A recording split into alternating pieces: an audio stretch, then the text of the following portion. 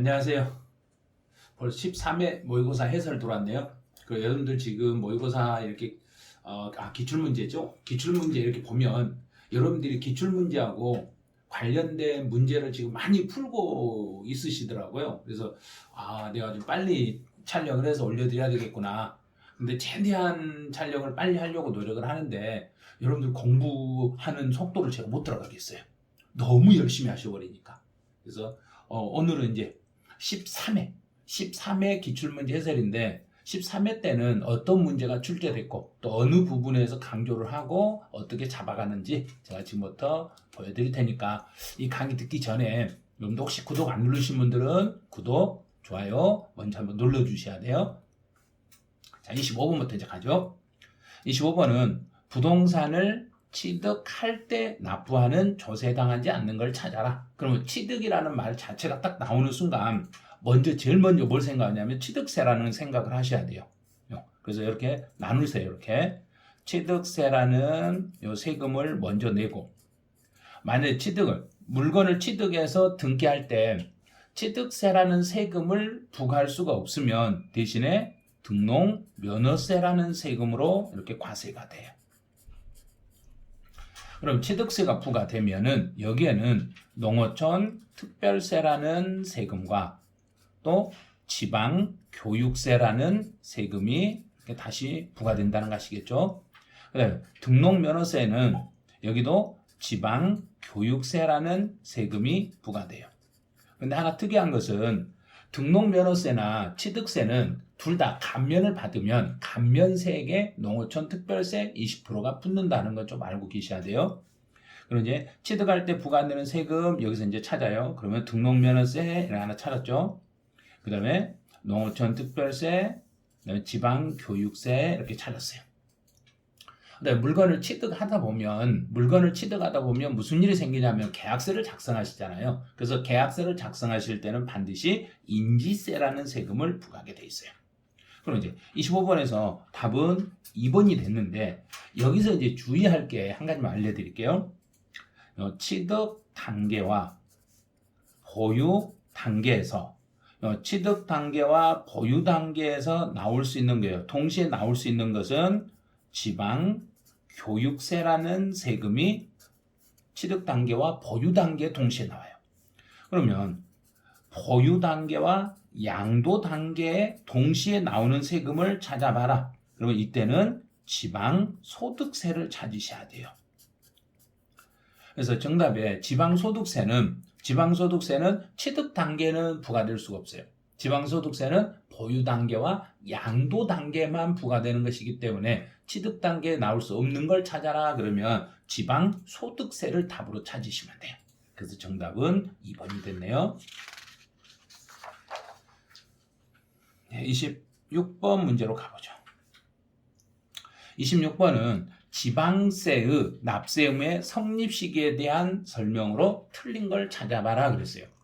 그럼 취득세는 성립이라는 건 성립이라는 이 단어는 준비라는 거 기억하시죠? 준비 시작할 때 준비 시기 첫날, 준비의 첫날이 언제인가 이걸 찾아라는 이야기예요. 그 준비의 첫날을 찾을 때 취득세는 물건을 취득하고 60일이 된 때가 아니라 취득하는 때 이렇게 하시면 돼요. 취득할 때. 그럼 바로 답 1번이 됐네요. 지방교육세는 부과되는 세금이기 때문에 지방교육세는 부가세예요. 부가세니까 본래 그 과세 표준이 되는 세목이 성립했을 때. 지방의 소비세는 국세인 부가가치세하고 같은 세금이에요. 그래서 국세에 부가가치세라는 세금에서 일부를 띄어서 지방으로 넘겨주는데 그 세금을 지방소비세라고 그래요. 그래서 지방소비세와 국세의 부가가치세는 같은 세금이다 이렇게 생각하시면 돼요.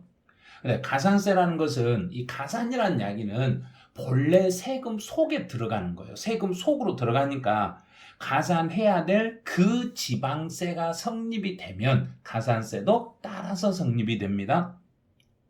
수시부가 사유가요. 여기서는 사유가 발생할 때, 수시부가해야 될 사유가 발생했을 때. 26번은 정답 1번. 그다음에 27번으로 이제 가봐요. 27번은 지방세 납부 제도와 불이행에 대한 설명으로 옳지 않는 것을 찾아봐라. 1번은 신고 납부 방법이란 그러면 신고 납부라는 것은 과세 표준과 세금을 납세 의무자 본인이 내가 직접 계산해서 신고하고 납부하는 세금을 말하는데 여기에는 취득 지방세 중에 취득세가 가장 대표적이고 여기 하나를 덧붙인다면 등록 면허세까지 여러분 참고를 하시면 돼요. 네, 보통 징수란 그러면 세금, 과세 표준과 세금을 세무 공무원이 그런데 편의상 그러네요. 편의상이란 말을 쓰시면 안 돼요. 보통 징수라는 것은 세무 공무원이 세액을 계산하여 그 납세 의무자에게 고지서를 발부해서 징수해 가는 것을 보통 징수라고, 편의상 징수할 여건이 좋은 자로 하여금 이게 나오면 특별 징수라는 거 기억나시죠? 이런 경우를 특별 징수라고 그래요. 그럼 정답은 2번 이렇게 찾으시면 돼요. 네, 전자신고. 전혀 생소한 지문이 났는데요. 전자신고라는 것은 우리가 종이로 신고하는 게 아니라 인터넷상으로. 그래서 국세 같은 경우는 홈택스, 지방세 같은 경우는 이택스. 그래서 국세하고 지방세 신고가 이제 별도에서 움직이는데 국세 양도소득세나 상속세나 증여세 같은 걸 신고하실 때는 국세청 홈택스로 들어가셔야 돼요. 홈택스에 들어가서 인터넷상으로 신고하는 것을 이걸 전자신고라고 그래요. 체납처분비라는 것은 세금을 납부하지 않았으니까 압류에서부터 매각할 때까지 드는 모든 재비용을 체납처분비라고 그래요. 가산세란 그러면 우리 생각나죠? 가산세란 그러면 바로 뒤에서 따라잡을게. 의무 알죠요? 의무. 의무라는 단어만 찾으면 된다 했잖아요. 가산세 그러면 딱 정확하게 의무라는 글자 딱 하나만 찾아버리시면 돼요. 그럼 정답은 2번이었어요. 28번으로 가보죠. 취득세에 대한 설명으로 옳은 걸 찾아라. 그럼 취득세 납세 의무자는, 그러면 취득세 납세 의무자는 그러면 실제 그 물건을 취득한 사람이에요. 그럼 사실상 그 물건의 소유권을 주장할 수 있는 그 사람이 납세 의무를 집니다.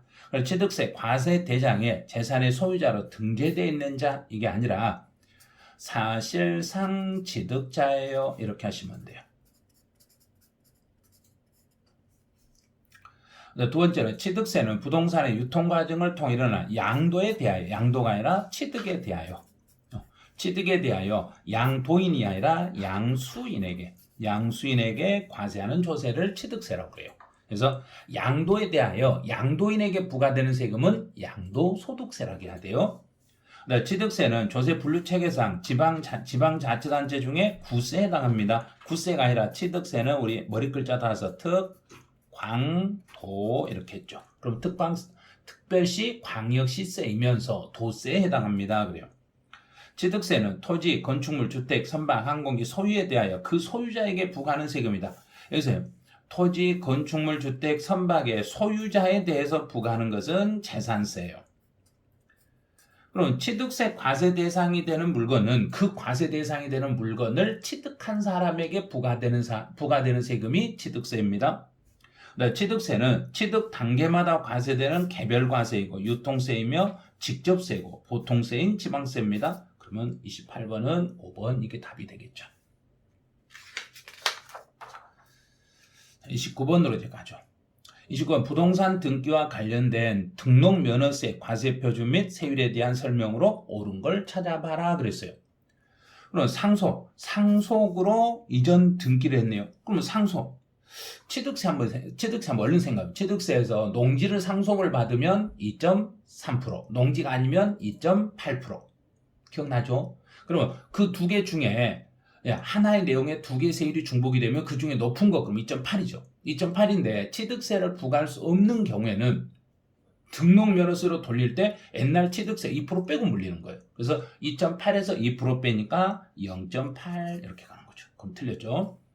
소유권 보존 등기는 취득세 원시 취득하고 같아요. 그래서 2.8에서 2를 빼니까 0.8, 맞았네요. 근데 여기서 0.8은 맞았는데 보니까 소유권 보존 등기는 채권 금액에 대해서 하는 게 아니라 부동산 가액이 되겠죠. 부동산 가액의 0.8. 참 문제 참 심각하게 내놨네요. 이런 문제. 이렇게 내면 세율만 보고 문제를 풀었다가 앞에 과세 표준을 이해를 못 하시면 틀릴 수 있어요. 그래서 제가 등록면허세 세율을 암기할 때는 반드시 앞에 과세 표준에다가 과세 표준, 어떤 과세 표준의 세율, 과세 표준의 세율 계속 두 개를 연결해서 보는 연습을 해 주시라고 했으니까 지금 혹시 아차 하신 분들은 과세 표준하고 세율하고 동시에 보는 연습을 잘 해 주셔야 돼요.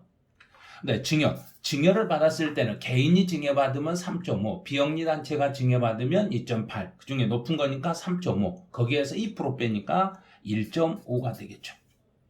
네, 경매 신청, 가압류, 가처분에 대해서는 부동산 가격의 0.2가 아니라 여기는 채권 금액의 0.2. 네, 가등기는 일반적인 가등기는 부동산 가액, 담보에 대한 가등기는 채권 금액. 그래서 부동산 가액 또는 채권 금액의 0.2. 그래서 29번도 5번 이렇게 답을 찾으시면 돼요. 30번 가보죠. 재산세 과세 대상이다. 종합합산 대상이다. 이제 종합합산 대상을 찾아라 그러면 종합합산 토지는 전체 토지 중에서 별도합산 토지와 분리과세 대상이 되는 토지를 제외한 나머지를 종합합산 토지라고 그래요.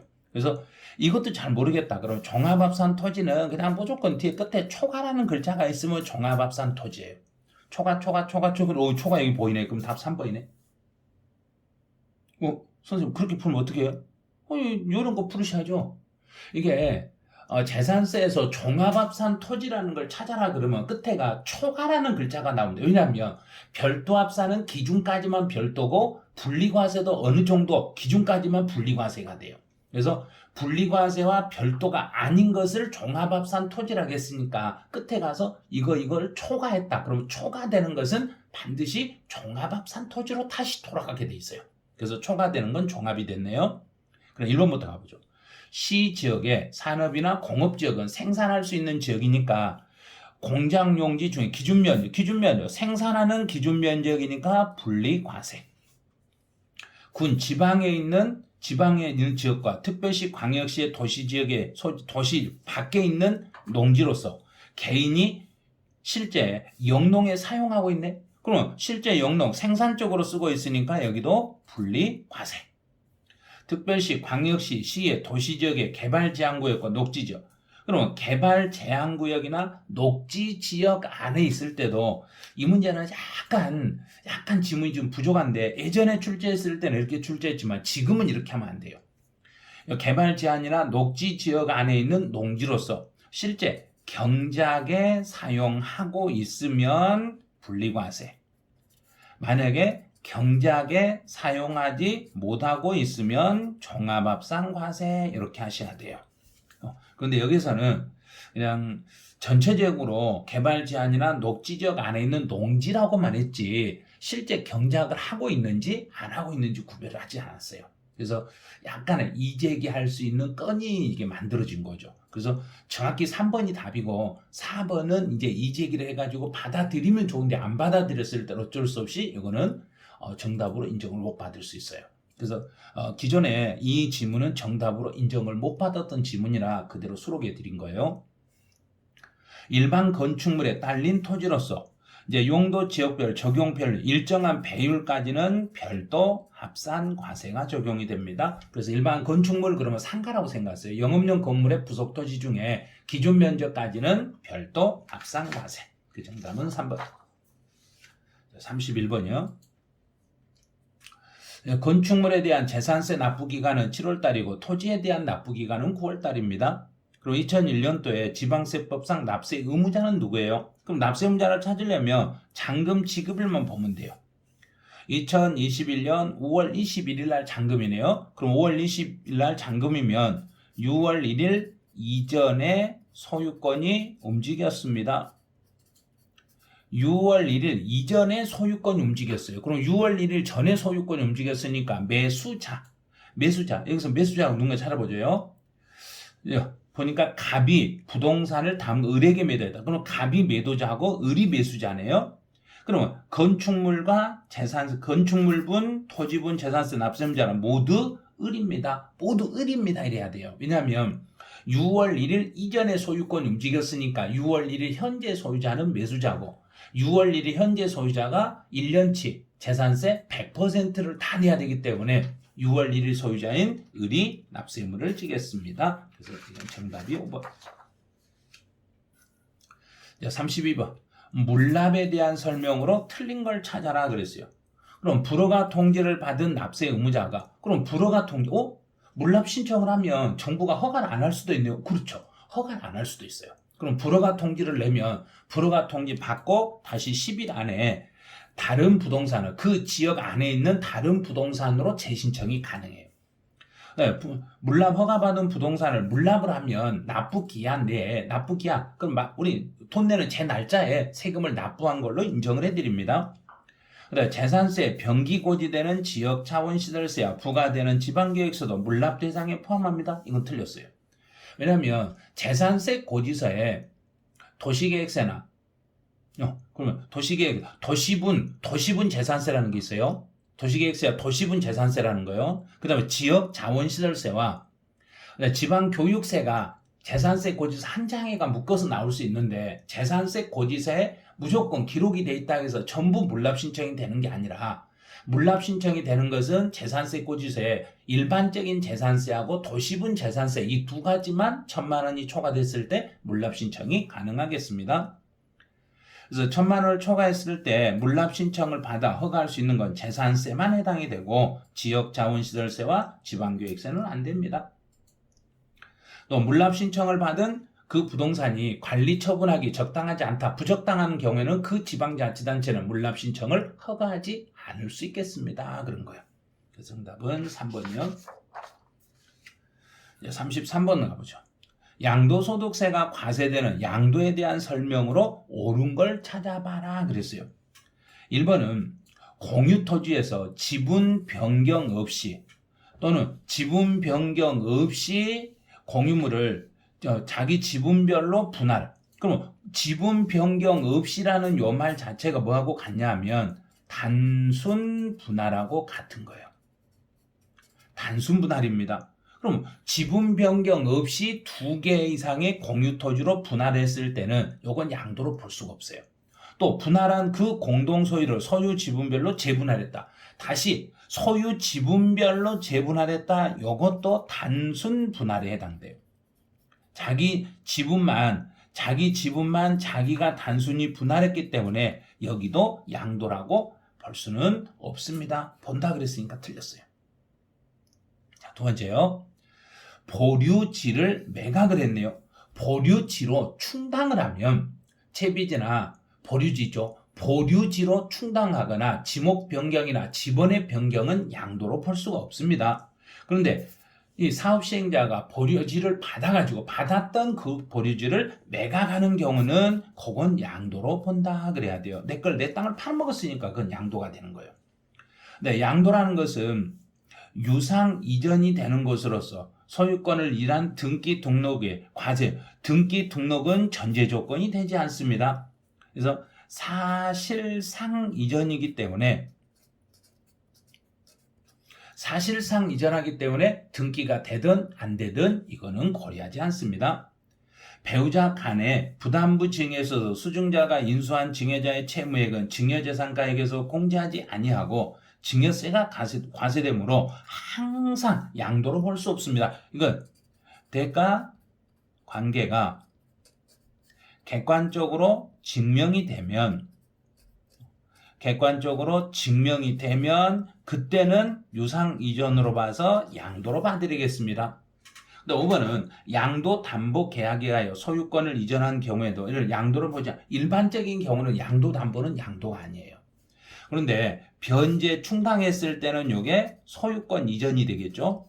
소유권을 이전을 하고 대가 관계가 있다고 보는 거예요. 왜냐하면 양도 담보라는 것은 내가 돈을 먼저 빌렸기 때문에 담보를 제공했던 거예요.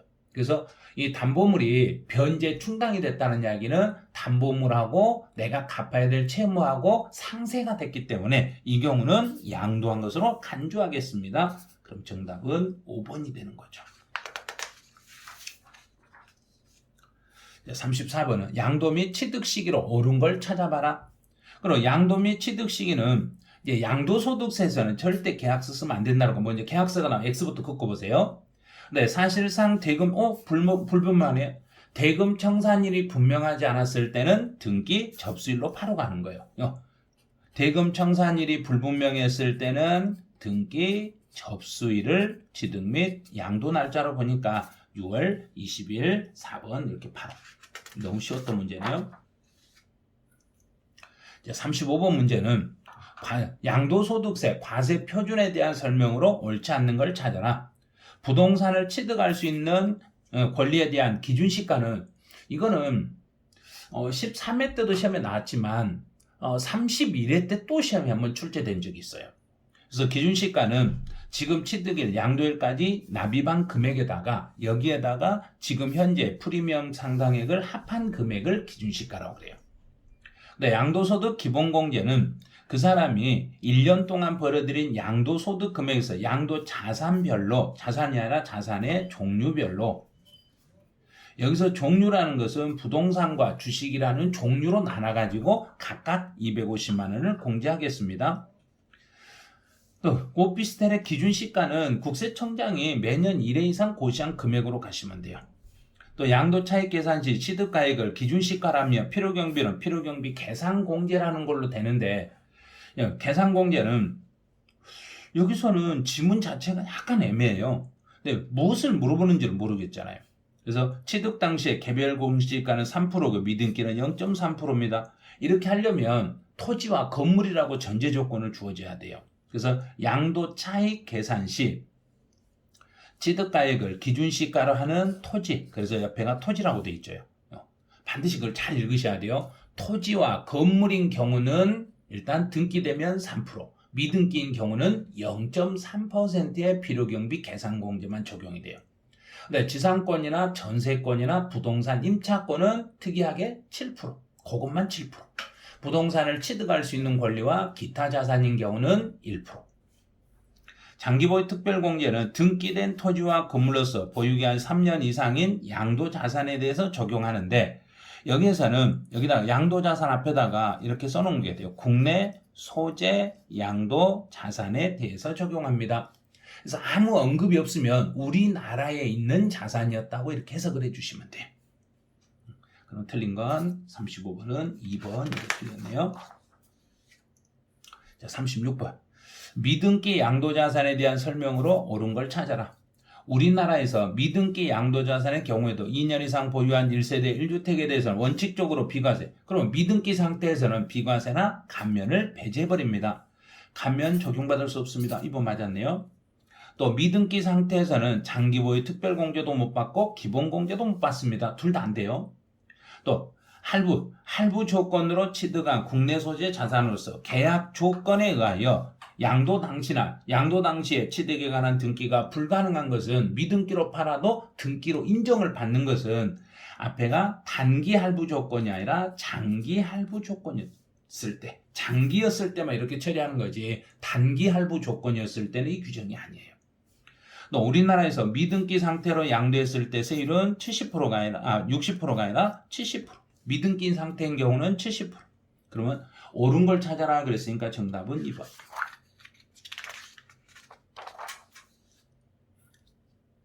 37번이네요. 종합부동산세 과세 대상이 아닌 것을 모두 골라라. 그럼 종합부동산세 과세 대상은 주택과 종합합산 토지와 별도합산 토지가 종부세 대상이 돼요. 첫 번째는 도시 지역 안에 녹지 지역에서 실제 용농에 사용되고 있는 개인 소유의 농지는 분리과세 대상이 되는 토지네요. 그럼 분리과세는 종부세 X. 축산용, 목장 용지로서 기준 면적 이내의 목장 용지도 여기도 분리과세네요. 분리과세니까 니은도 X. 세 번째로 읍지역에, 읍면지역에 소재하는 공장용 건물에 딸린 토지로서, 그럼 공장 용지로서 입지 기준 면적 범위 안에 있는 토지는 또 분리과세네요. 또 X. 고급 오락장으로 사용하는 건물의 부속 토지는 고율 분리과세네요. 분리과세니까 여기도 X. 그러면 과세 대상이 아닌 걸 찾아라 그랬으니까 기역, 니은, 디귿, 리을 이 네 가지 전부. 그래서 37번은 5번. 38번으로 가보죠. 38번은 갑이 등기된 국내 소재 상가 건물 아버지 을에게서 증여받고 아버지로부터 증여를 받고 그럼 아버지니까 직계 존속이네. 직계 존속이면 바로 증여를 인정이라고 얼른 쓰셔야 돼. 이렇게 증여 인정하고 써놓고 바로 밑으로 내놔요. 그리고 납세 의무자는 갑이 아버지 을에게서 증여받고 그러면 을이 갑에게 증여했다 이 말이에요. 그리고 갑이라는 사람이 모르는 병에게 양도했다. 이 흐름을 얼른 잡으셔야 돼요. 을이 갑에게 증여하고 갑이 병에게 양도했을 때 이 갑은 직계 존비속간이니까 직계 존비속이면 증여를 인정했으니까 납세 의무자는 갑입니다. 맞았네요. 취득 가액은 갑이 증여받은 당시 가격으로 가는 게 아니라 을이 취득했을 때 그 당시의 가액을 적용합니다. 증여세 상당액이 있는 경우는 증여를 인정했으니까 증여세는 먼저 납부를 하고 납부한 증여세는 나중에 필요경비에 산입하겠습니다. 맞았네요. 요 기억 디귿은 맞았어요. 장기보유 특별공제에 관한 보유기간을 산정할 때는 2월 과세이기 때문에 2월 과세니까 을이 아니라 갑이 아니라 을이 건물을 취득한 날로부터 기산하겠습니다. 그럼 틀렸네요.